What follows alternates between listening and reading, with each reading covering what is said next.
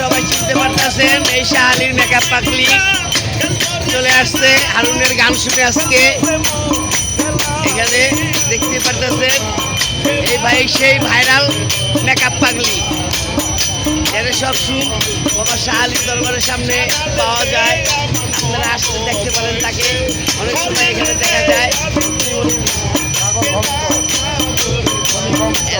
বিভিন্ন দরবারে গেলে আপনারা দেখতে পারেন এই সেই মেকআপ পাগলি দেখতে পারতেছেন।